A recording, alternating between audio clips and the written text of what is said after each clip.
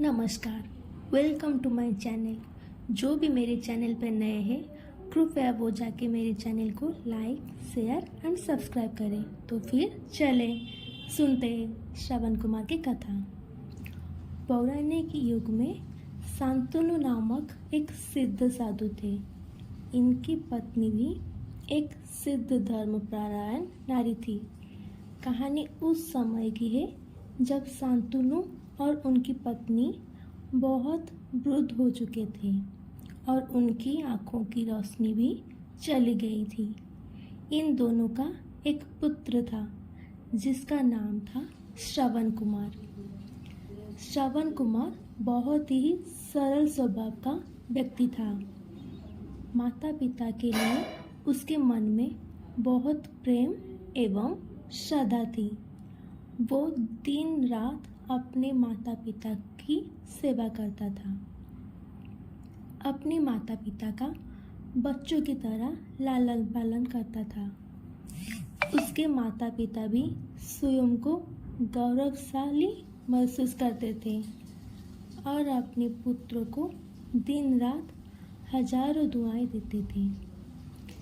कई बार दोनों एक दूसरे से कहते कि हम कितने धन्य हैं कि हमें श्रवण जैसा मातृभक्त पुत्र मिला, जिसने स्वयं के बारे में ना सोचकर अपना पूरा जीवन वृद्ध नेत्रहीन माता पिता की सेवा में लगा दिया।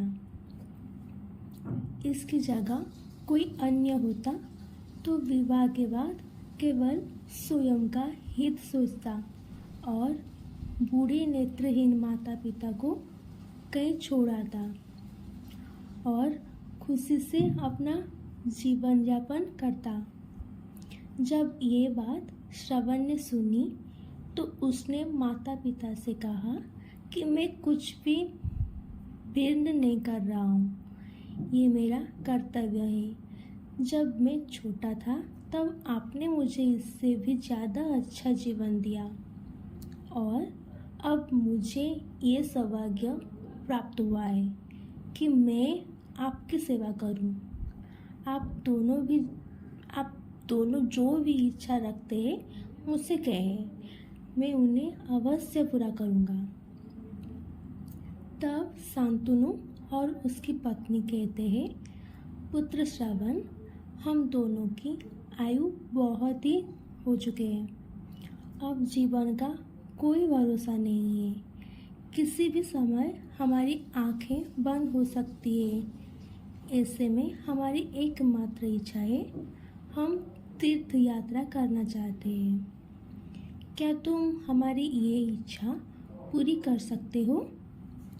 श्रवण कुमार अपने माता पिता के चरणों के पकड़कर अत्यंत प्रसन्नता के साथ कहता है, हाँ पिताश्री, ये तो मेरे लिए परम सौभाग्य की बात होगी कि मैं आप दोनों की इच्छा पूरी करूं। श्रवण अपने माता पिता को तीर्थ करवाने हेतु एक कावड़ तैयार करता है, जिसमें एक तरफ शांतनु एवं दूसरी तरफ उनकी पत्नी बैठती है और कावड़ के डंडे को अपने कंधे पर लादकर यात्रा शुरू करता है। उसके हृदय में माता पिता के प्रति इतना स्नेह है कि उसे उस कावड़ का लेस मात्र भी भार नहीं लगता। अपने पुत्र के इस कार्य से माता पिता का मन प्रसन्नता से भर उठता है और वो पूरे रास्ते अपने पुत्र श्रवण को दुआएं देते चलते हैं। तीर्थ करते समय जब वो तीनों अयोध्या नगरी पहुँचते तब माता पिता श्रवण से कहते कि उन्हें प्यास लगी है।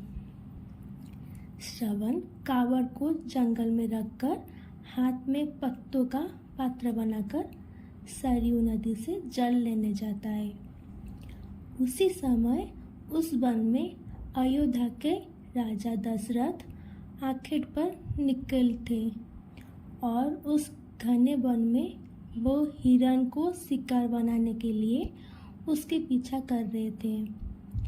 तभी उन्हें घने जंगल में झाड़ियों के पार सरयू नदी से पानी के हलचल की आवाज़ आती है।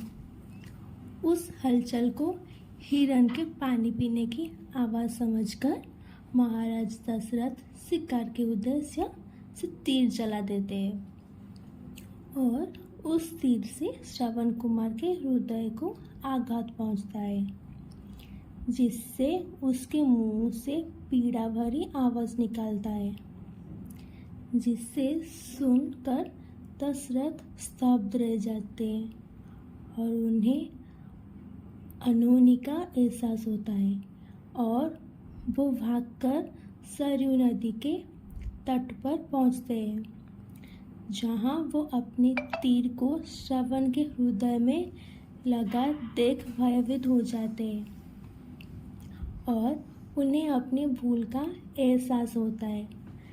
दशरथ श्रवण कुमार के समीप जाकर उससे क्षमा मांगते हैं।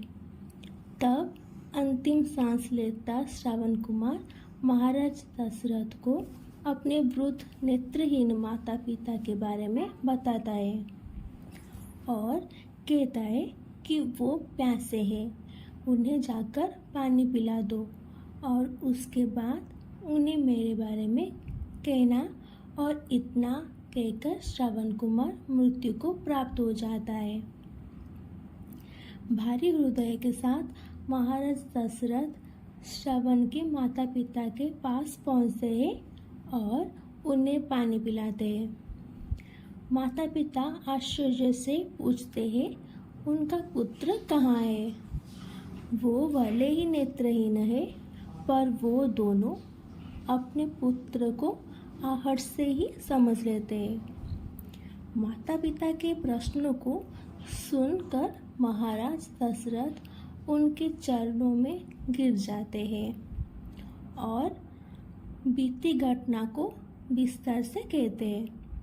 पुत्र की मृत्यु की खबर सुनकर माता पिता रोने लगते हैं और दशरथ से उन्हें अपने पुत्र के पास ले जाने को कहते हैं। महाराज दशरथ कावड़ उठाकर दोनों माता पिता को श्रवण के शरीर के पास ले जाते हैं। माता पिता बहुत जोर जोर से विलाप करने लगते हैं। उनको विलाप को देख महाराजा दशरथ को अत्यंत ग्लानि का आभास होता है और वो अपनी करनी की क्षमा याचना करते हैं। लेकिन दुखी पिता शांतनु महाराज दशरथ को श्राप देते हैं कि जिस तरह मैं शांतनु पुत्र वियोग में मरूंगा, उसी प्रकार तुम भी पुत्र के वियोग में मरोगे। इतना कहकर दोनों माता पिता अपने शरीर को त्याग मृत्यु का प्राप्त हो जाता है। महाराज दशरथ श्राप मिलने से अत्यंत व्याकुल हो जाते हैं और कई वर्षों बाद जब उनके पुत्र राम का राज्याभिषेक होता है, तब माता कैकेयी के वचन के कारण राम, सीता और लक्ष्मण को 14 वर्ष का वनवास स्वीकार करना पड़ता है। और इसी तरह महाराज दशरथ की मृत्यु भी पुत्र वियोग में होता है। अपने अंतिम दिनों में उन्हें शांतनु के कहे शब्द याद आते हैं और वो राम को वियोग में अपने शरीर त्याग देते हैं।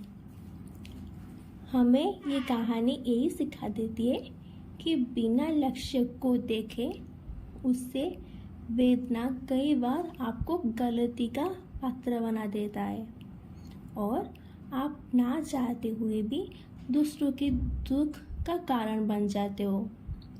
ये थी श्रवण कुमार की कहानी। अपनी माता पिता भक्ति के कारण ही श्रवण कुमार पुराणों में जीवित है। श्रवण कुमार सदैव अपनी मातृभक्ति के लिए जाने जाते हैं। उन्हीं की कहानी सुनकर माता पिता अपने बच्चों के संस्कारित करते हैं। रामायण महाकाव्य में ऐसे कई चरित्र हैं जो हमें वास्तविक जीवन के कर्तव्यों का ज्ञान देते हैं और हमें धर्म एवं कर्म का सही मार्गदर्शन देते हैं। आपको हमारा हिंदी कहानी संग्रह कैसा लगा कमेंट बॉक्स में लिखें। साथ ही अपनी राय भी दें जिससे हमें इस दिशा में मार्गदर्शन मिले। Thank you.